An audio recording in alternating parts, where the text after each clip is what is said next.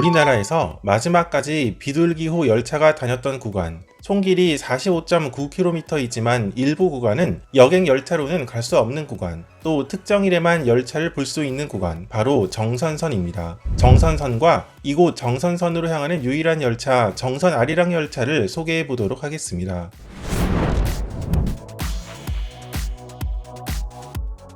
정선선은 민둥산역에서부터 시작해서 구절리역으로 향하는 태백선의 지선철도입니다. 정선선은 1962년 착공하여 1967년에는 증산역, 지금의 민둥산역에서부터 정선역 구간이 개통하였고 1974년에는 열양역, 지금의 아우라지역에서 구절리역이 개통함으로써 완공된 철도 노선입니다. 석탄 산업이 활발하던 시절에는 화물 수송도 많고 이용객도 많았던 노선이었으나 석탄 산업 합리화 정책 이후 점점 내리막을 걸었던 노선이었습니다. 정선선은 가장 마지막까지 비둘기호 열차가 운행했던 구간이었습니다. 2000년 11월 14일 이 구간에서 비둘기호가 폐지됨에 따라 비둘기호 열차 등급이 사라졌고 이후 통일호 열차가 그 자리를 대신했습니다. 2002년부터는 정선아리랑 유람열차라는 이름으로 운행을 시작하였는데 어찌 보면 지금의 관광 전용 열차들의 원조격이라고 볼 수 있습니다. 그러다가 2008년 1월 1일부터 이 구간은 무궁화호 열차가 그 자리를 대신합니다. 이용객은 많지 않았지만 정선 5일장이 정선의 관광지로 자리 잡으면서 관광 수요가 있었고, 그래서 무궁화호 열차가 다니던 시절에도 정선 5일장이 열리는 날이면 서울에서 출발하는 열차가 운행하곤 했습니다. 그러나 정선 5일장이 열리지 않는 날은 제천역에서 아우라지역을 무궁화호 객차 2량을 연결한 짧은 열차가 운행하곤 했습니다.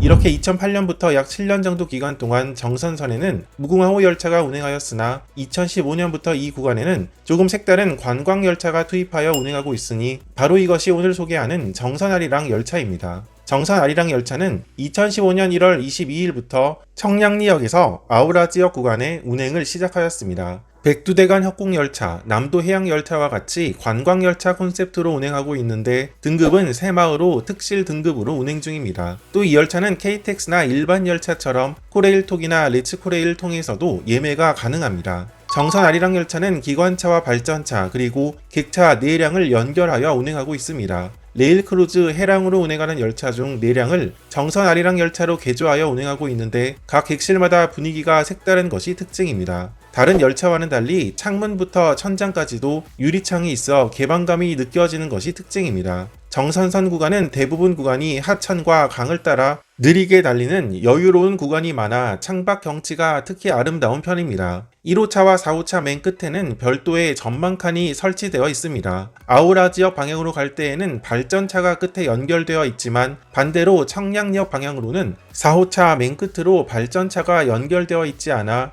전망칸에서 바라보는 풍경도 상당히 멋진 편입니다. 이어서 객실 내부를 살펴보면 창문이 위아래로 넓은 대신 차내 별도 선반이 설치되어 있지 않고 대신 객실 양끝에 물품 보관대가 별도로 설치되어 있습니다. 좌석은 ITX 새마을에 다니는 형태와 비슷한 편으로 좌석별로 테이블이 설치되어 있으며 좌석 앞과 뒤에는 콘센트가 한 곳씩 설치되어 있는 형태입니다. 2호차는 절반은 좌석 그리고 절반은 카페칸으로 운영되고 있습니다. 다만 현재 관광열차에서도 차내 식음료 판매가 중단된 상태여서 카페칸에서 별도의 식음료를 구매할 수 없었던 점은 아쉽게 느껴졌습니다. 이렇게 현재 정선역을 거쳐서 아우라지역으로 향하는 유일한 열차 정선 아리랑 열차는 사실 특별한 날에만 이용할 수 있는 열차입니다.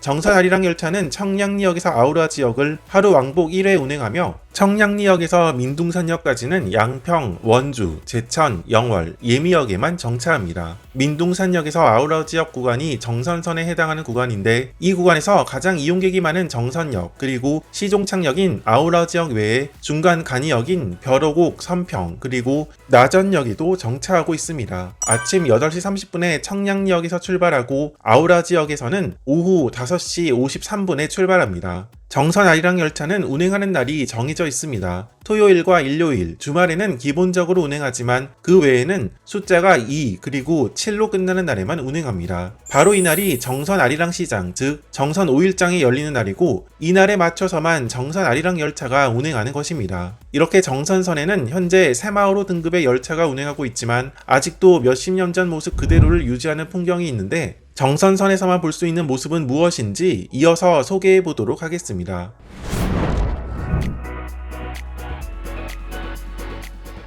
정선선에서 가장 이용객이 많은 역은 정선역입니다. 정선 아리랑 열차가 민둥산역을 출발, 정선선 구간을 지나가다 정선역을 지나면 열차가 한산해지는 것을 볼 수 있습니다. 정선 아리랑 열차와 연계하여 정선 시티투어 상품을 운행하고 있는데 크게 레일바이크를 이용할 수 있는 아우라지를 경유하는 노선과 가리왕산 케이블카를 이용할 수 있는 코스 두 코스로 운행하고 있습니다. 이 두 시티투어 노선은 정선역에서 정선 아리랑 열차와 연계하여 운행하고 있습니다. 정선 아리랑 열차를 이용하여 여행 계획을 세우고 있다면 이 두 종류의 시티투어 중 하나를 선택해 이용하는 것을 추천합니다. 정선역은 정선선 기차역 중 가장 큰 역이지만 열차가 운행하는 시간 외에는 전체적으로 한적한 편입니다. 정선역에서는 특별한 모습을 볼 수 있는데 정선역에서 아우라 지역 구간은 국내에 여객 열차가 다니는 구간 중 아직까지 유일하게 통표 폐색을 사용하는 구간이라는 점입니다. 통표는 일종의 운전 허가증이라고 볼 수 있습니다. 단선 구간에서 열차가 추돌하는 것을 방지하기 위해 일정 구간에 열차가 운행하고 있으면 다른 열차가 진입하지 못하게 하는 안전장치 중의 하나가 바로 통표 폐색 방식입니다. 지금은 자동화되었지만 유일하게 전기 여객 열차가 다니는 구간 중 정선역에서 아우라 지역 구간만이 이 방식을 그대로 유지하고 있어 아우라 지역 방향으로는 기관사가 통표를 가져가고 반대로 청량리역 방향에서는 정선역에서 통표를 반납하는 장면을 볼 수 있습니다.